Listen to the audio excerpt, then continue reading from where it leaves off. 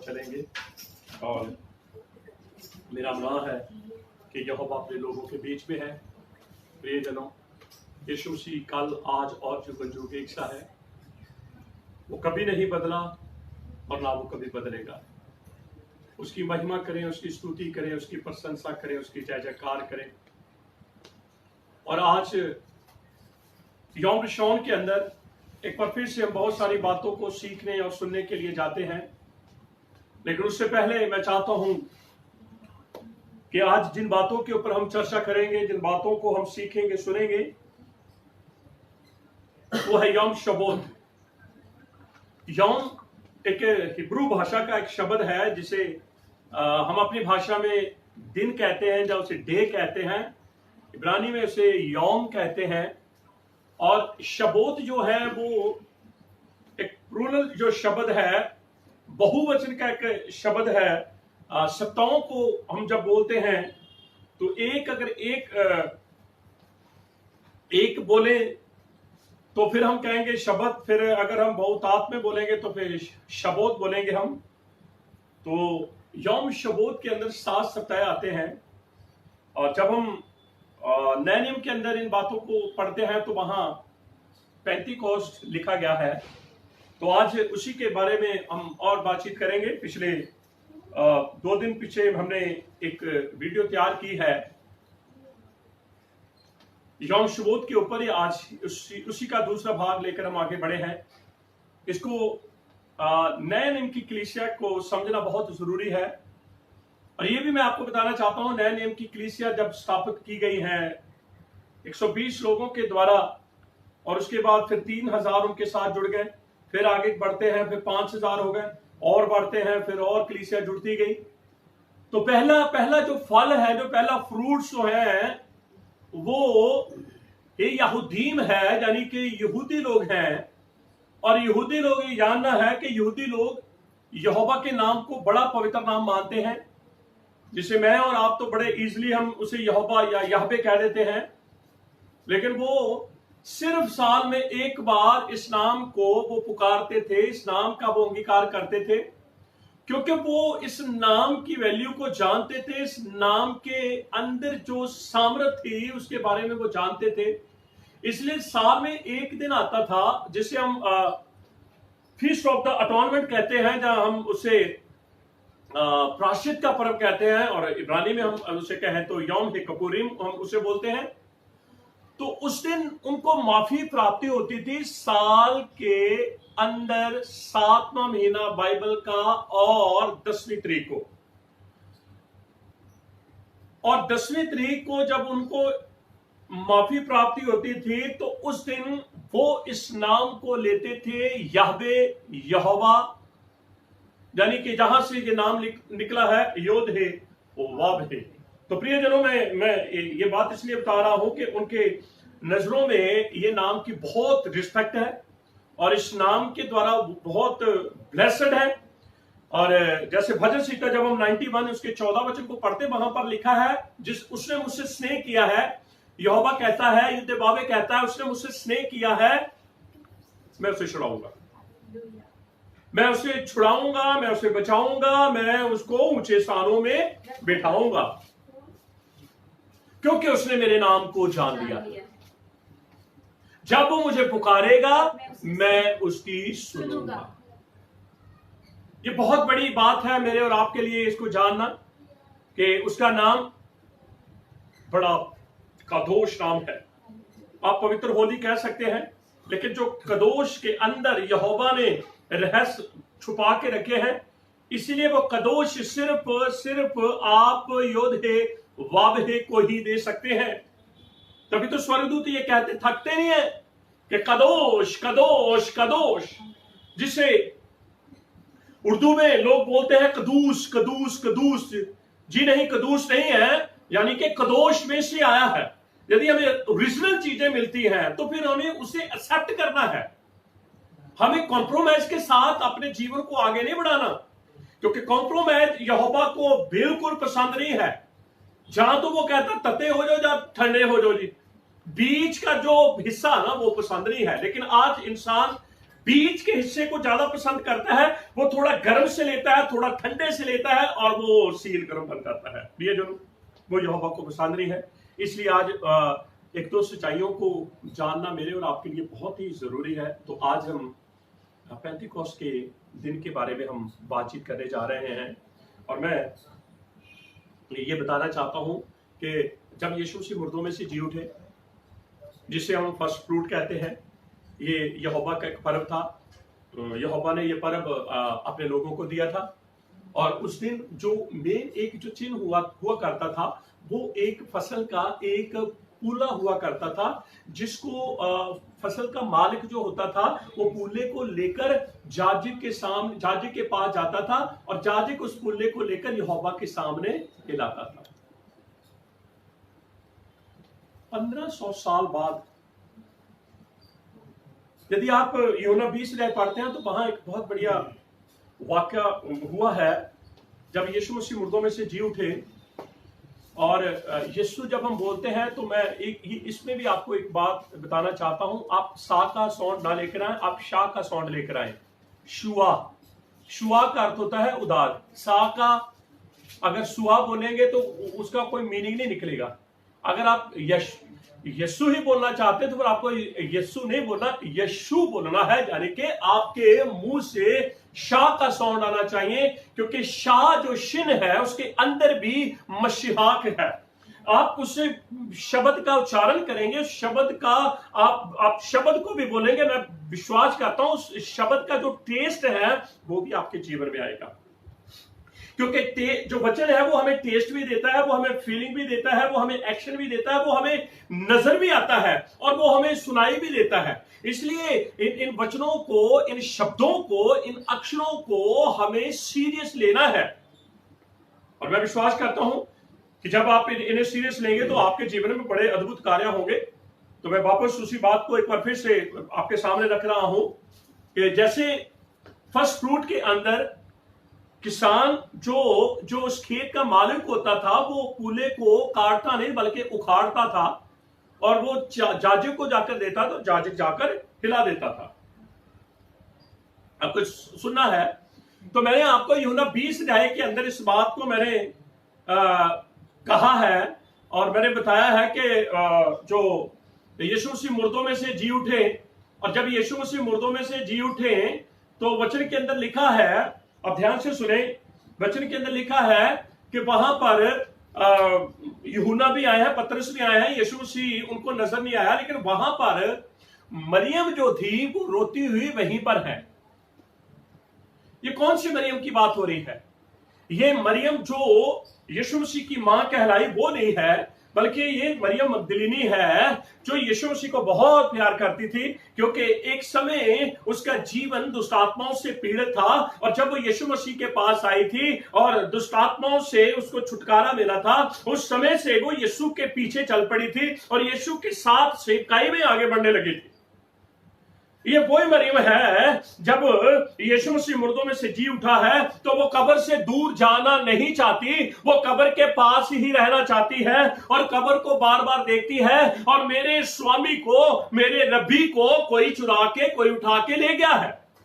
लेकिन याद रखें, यीशु मसीह वहां आए हैं और यीशु मसीह ने जब मरियम से बात की है तो मरियम ने सोचा ये तो वहां का कोई माली है, तो मरियम और भी रोती रही क्योंकि आंसुओं से आंखें भरी हुई थी और वो साफ क्लियर देख नहीं रही थी। लेकिन जब यीशुआ ने जब पुकारा मरियम, मैरी नहीं, मैरी तो आप बोलते हैं लेकिन मैरी नहीं, ये हिब्रू नाम है, इसको मरियम बोलते हैं। और जब मरियम का शब्द यीशुआ ने बोला तो तुरंत उसने पहचान लिया, ये तो मेरा रब्बी है, ये तो मेरा रुबानी है।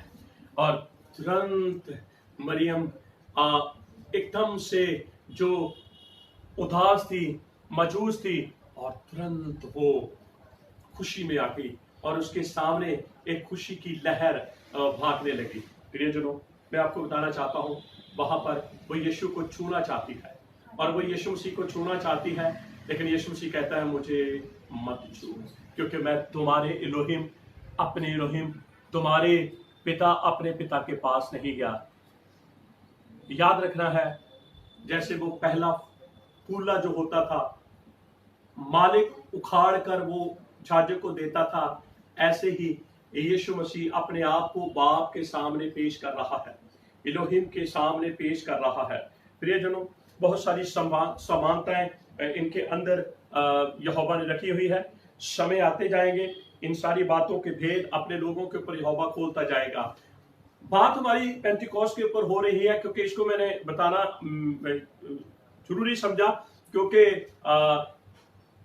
जिन दिनों के अंदर फर्स्ट फ्रूट बनाया जाता है, उन दिनों के अंदर जौ की फसल इजराइल के अंदर बहुतायत के साथ होते हैं, और जब पेंटिकॉस्ट का पर्व आता है तब गेहूं की फसल होती है, और गेहूं की फसल ज्यादा मात्रा में नहीं होती, गेहूं की फसल कम मात्रा में होती है। इसीलिए चेले ज्यादा मात्रा में नहीं थे, इसीलिए चेले कम मात्रा में थे, क्योंकि गेहूं जो है उसकी उदाहरण यीशु मसीह ने अपने साथ जोड़ी है।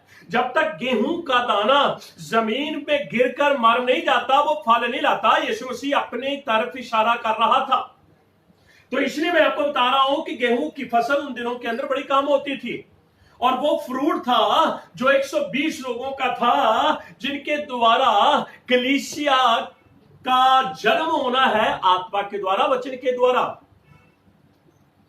ये बातें आप लोग, हो सकता है आप कहेंगे हमारी बाइबल में नहीं लिखी, लेकिन बहुत सारी बाइबल की बातें मैं और आप और बहुत सारी ऐसी जो आत्मा के द्वारा लिखी हुई बातें हैं, जहां आत्मा के द्वारा यहोवा ने अपने लोगों के ऊपर इन बातों को समझाया है। जब हम उन बातों को सुनते हैं, सीखते हैं, पढ़ते हैं, तो बहुत सारी बाइबल की बातें जो अनसुलझी मेरे और आपके लिए हैं, वहां हमें पढ़कर बहुत सारी बातों को मैं और आप समझ आते हैं। जो मैंने गेहूं की बात कही, जब मैंने जौ की बात कही, ये तो आप इतिहास में जाएंगे तो ये सारी बातें आपको पता चल सकती है, और बहुत सारी बातें ये बाइबल में आपको नहीं मिलेंगी, क्योंकि आपको लगेगा कि हम हर बात जो आपसे बात करते हैं बाइबल में तो वो लिखा नहीं होता। प्रियजनों, बहुत सारी बातें बाइबल में नहीं लिखी, बहुत सारी बातें मैंने पिछले दिनों में बताई थी। मैंने आपको तालमुद की किताब दिखाई थी। तालमुद की किताब के उस किताब के अंदर बहुत सारी किताबों का एक वो समूह है जिसको तालमुद बोलते। तालमुद एक इब्रानी शब्द है, तालमुद का अर्थ ही शिक्षा है। तो वो कहते हैं कि जितनी भी बुक्स है, वो हर एक बुक्स जो है वो शिक्षा की ओर इशारा करती हैं। तो उसमें बहुत सारी बातें यीशु मसीह के बारे में है, और उनमें ये भी बातें हैं जो मैं आप लोगों के साथ आज बांट रहा हूं। तो जैसे मैंने आपको कहा है कि गेहूं की फसल होती थी। एक और मैं आपको बात बताना चाहता हूं, जब भी यौम शबोत आता था, वो बाइबल को रीड करते थे, वो बाइबल को रीड करते थे, और बाइबल की उस किताब को वो लेकर पढ़ना शुरू करते थे, और उस किताब का नाम है रूत की किताब। मैं एक बार फिर से आपको बताना चाहता हूं, उस दिन वो रूत की किताब को वो पढ़ते थे, और उसके साथ साथ वो निर्गमन 19 अध्याय को भी वो पढ़ते थे, क्योंकि पहला यौम शबोत जो है वो हमें निर्गमन की किताब के अंदर, जिसे हम इब्रानी में शमोत बोलते हैं, उसके 19 अध्याय के अंदर हम उस पर्व की शुरुआत को देखते हैं। किस तरीके से यहोवा सीनै पर्वत के ऊपर आया, किस तरीके से वहां पर धुआं नजर आया, किस तरीके से वहां आग नजर आई, किस तरीके से जैसे भूकंप की सारी जमीन हिल जाती भूकंप के द्वारा, ऐसे इस तरीके से वो पहाड़ किस तरीके से हिल रहा था। ये सारे चिन्ह जो थे वो लोगों को नजर भी आ रहे थे, और लोग उसका टेस्ट भी ले रहे थे, लोग उसको फीलिंग महसूस भी कर रहे थे, लोग उसको सुन भी रहे थे, और लोग उसको देख भी रहे थे। ये मैंने थोड़ा सा इसलिए आपको बताया है क्योंकि पेंटिकॉस्ट जो हम नाम लेते हैं, ये उसी पर्व को पेंटिकॉस्ट कहा, ना कि कोई और पर्व की नई शुरुआत कर दी गई है। नई शुरुआत तो बहुत सारी हम लोगों ने की हुई है, वो तो आप लोग जानते हैं। जैसे हमने क्रिसमस, वो तो वही नई शुरुआती है। गुड फ्राइडे वो भी, ईस्टर भी, वो तो सारी चीजें तो बाइबल में तो नहीं हमें मिलती। अगर वो भी इतिहास में है, वो भी इतिहास में है, अगर आप उस इतिहास को पढ़ना चाहते हैं तो मैं आपको उस बुक का नाम बता देता हूं, द टू बेबीलोन। जब आप टू द बेबीलोन बुक को पढ़ेंगे तो वहां पर आपको ये सारे जो सिद्धांत है, जहां सारे जो बातें हैं जो मैं आपसे बोल रहा हूं, वो आपको मिल सकती है। प्रियजनों, पेंटिकॉस्ट जो पर्व है, ये बहुत ही आनंद का पर्व है। किसान अपनी खेती को काटता है, और हमारे भारत देश के अंदर भी, जहां खास करके पंजाब के अंदर एक कल्चर है, जब गेहूं की फसल काटते हैं तो उसके बाद एक छोटा सा वो एक पर्व सेलिब्रेट करते हैं, और उस पर्व के अंदर बहुत सारी वो लोग खुशियों को मनाते हैं। तो कहीं ना कहीं ये बातें जो है हिब्रू टच के साथ जुड़ी हुई हैं। तो प्रियजनों, सबसे पहली बात, पेंतिकोस्त पर्व जो है ये उदासी का पर्व नहीं है, ये खुशी का पर्व है। 3 बातें इस पर्व के अंदर होनी बहुत जरूरी है। सबसे पहली बात, ये एक बड़ा शब्द है। हम कहेंगे शब्द तो सिर्फ सैटरडे को होता है, शनिवार को होता है, जी नहीं, पर्व को भी शबात ही बोलते हैं। एक शब्द है, और हाई शब्द है, एक बड़ा शब्द है। दूसरी बात, इसके अंदर एक बड़ी सभा होनी है, और वो सभा भी एक पवित्र सभा होनी है। और तीसरी बात, इसके अंदर हमें कोई भी काम काज नहीं करना, हमने सिर्फ हमें इस पर्व को ही हमें सेलिब्रेट करना है। पर्व को सेलिब्रेट करने का अर्थ यही नहीं है कि हम अच्छा खाएं पिए पहने और चलो जी हो गया काम हमारा पूरा हो गया जी, दिन ढल गया है, चलो जी पर्व करते हैं, जी नहीं। वो लोगों का पर्व मनाना जो होता था, वो यहोवा के साथ जुड़ी हर एक बात को वो याद करते हैं, और वो वचन को रीड करते हैं, वचन को पढ़ते हैं, जो जो घटनाएं घटी उन सारी घटनाओं को वो याद करते हैं। उनके पर्व मनाने का तरीका और हमारे पर्व मनाने का तरीका बहुत फर्क है। प्रियजनों, जब पेंतिकोस्त के बारे में हम पढ़ते हैं तो हम भी ये देखते हैं, जैसे यहोवा पहाड़ के ऊपर उतरा है, यहाँ चेले लोग भी एक छत के जो फर्स्ट फ्लोर है उसके ऊपर है, और वहां पर हम जानते हैं कि जो घटना घटी है। लेकिन आज मैं आपको एक स्टोरी सुनाने जा रहा हूं, जो स्टोरी पेंतिकोस्त के दिनों में घटी है। और उस स्टोरी के अंदर हमें 3 आदमी मिलेंगे और 3 औरतें मिलेंगी। 3 आदमी हैं, 3 औरतें हैं,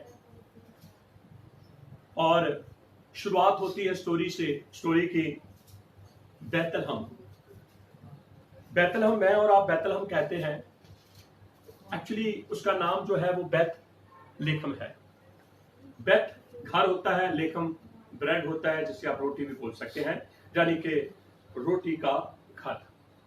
दूसरी बात है, बेथलेहम जो है, बैतलहम और भी था वहां पर उन दिनों के अंदर, लेकिन अफरात का बैतलहम बोला गया है। अफरात जो एक शब्द है वो भी इब्रानी शब्द है, जैसे बेथलेहम इब्रानी शब्द है, अफरात भी एक इब्रानी शब्द है, जिसका अर्थ होता है परिपूर्णता। और लिखा है वो कहां का है? यहूदा का। यहूदा का बैतलेहम कहां पर? अफरात में। सुनिए ध्यान से, एक और हमने शब्द बोल दिया, यहूदा। यहूदा ये शब्द है वो भी एक इब्रानी शब्द है, जिसका अर्थ होता है महिमा, प्रेज, यहोवा की महिमा, यहोवा की स्तुति प्रशंसा करना। ठीक है, आगे बढ़ते हैं। लिखा है उन दिनों के अंदर बैतलेहम के अंदर, बैतलहम के अंदर, अफरात का जो बैतलहम है यहूदा में, वहां एक भारी अकाल पड़ा है। और उस अकाल के दिनों के अंदर एक फैमिली है अली मलिक, उस फैमिली का मुखिया है। अली मलिक ने यह फैसला लिया है कि हम पास में, जो बिल्कुल पास में है, इस्राएल की जो सीमा है और मोआब की सीमा जो है वो बिल्कुल इकट्ठी है, बिल्कुल साथ जुड़ी हुई है। आप इस्राएल से मोआब जाने में आपको समय नहीं लगेगा, मोआब से इस्राएल में आने में आपको समय नहीं लगेगा। प्रियजनों, अगर अकाल बैतलहम में है तो अकाल मोआब में भी तो हो सकता है। हम कहेंगे ये स्टोरी में हम ये तो बातें पढ़ते नहीं है, मैंने तो पहले आपको बताया है, बहुत सारी चीजें बाइबल की ऐसी हैं जो बातें हमें अगर उन्हें सच में समझना है, उसकी सच्चाइयों को समझना है, तो बहुत सारी दूसरी किताबें हैं उनका सहारा हमें लेना पड़ता है, और ऐतिहासिक किताबें हैं वो, और भी वो भी यहोवा की प्रेरणा की आत्मा से लिखी गई हैं। उनको जब हम पढ़ते हैं, टच करते हैं, तो बहुत सारी बातों को हम सीख लेते हैं। तो उस बैतलहम के अंदर एक अलीमलक नाम का एक व्यक्ति है, उसकी वाइफ है जिसका नाम न्योमी है, और उसके 2 लड़के हैं, एक का नाम है मिलोन, एक का नाम है किलोन। 4 मेंबर हैं एक परिवार के, और ये परिवार जो है ये बहुत रिच परिवार है, ये बहुत अमीर परिवार है, इसके पास बहुत कुछ है। उन दिनों में जब अकाल था, इन्होंने मोआब की ओर जाना अच्छा समझा। ये सिर्फ अकाल के कारण इनका फैसला नहीं था। अकाल के डर के कारण भी ये इन्होंने फैसला नहीं लिया, क्योंकि ये वहां पर जाकर कारोबार करना चाहते हैं। तो जब ऐसा कोई बिजनेस करना होता है तो उसकी प्लानिंग पहले से होती है। तो इनकी प्लानिंग तो पहले से थी, लेकिन वो जाने का जो टाइम था वो अकाल के दिन थे। इसलिए हो सकता है मैं और आप जब इन वचनों को पढ़े तो हमें ऐसे लगे कि अकाल के डर से ये लोग जो हैं ये मुआवजे जा रहे हैं। जी नहीं, ऐसा नहीं है। वो अकाल के डर से नहीं जा रहे, बल्कि उनकी प्लानिंग पहले से थी, और ये तो बिजनेस करने के लिए मुआवजे जा रहे हैं। जिस मुआब की बात कर रहे हैं, अब हो सकता है कहीं आसमां में नक्शे के अंदर कोई मुआब नजर नहीं आता हमें। जब हम ग्लोबल को देखते हैं तो वहां तो कोई मुआब नहीं है। जी हाँ, आज भी वो जो मुआब है वो है जमीन के ऊपर, लेकिन नाम उसका चेंज हो गया। उन दिनों का मुआब आज का जॉर्डन। यदि आप इस्राइल गए हैं तो आपको पता होगा कि जॉर्डन और इस्राइल की हाथ बिल्कुल एक है। मुझे मौका मिला था, मैं जॉर्डन में गया हूं, एक रात हम जॉर्डन भी रहे, क्योंकि नबो पहाड़ जो है वो जॉर्डन में है। तो हम धन्यवाद देते हैं प्रियजनों, जब उन्होंने फैसला लिया, न्योमी, अलीमलक, मिलोन और किलोन, उन्होंने फैसला लिया और वो चल पड़े मोआब की ओर। जब वो गए तो वहां पर उन्होंने फैसला लिया कि हम वहीं पर रहें,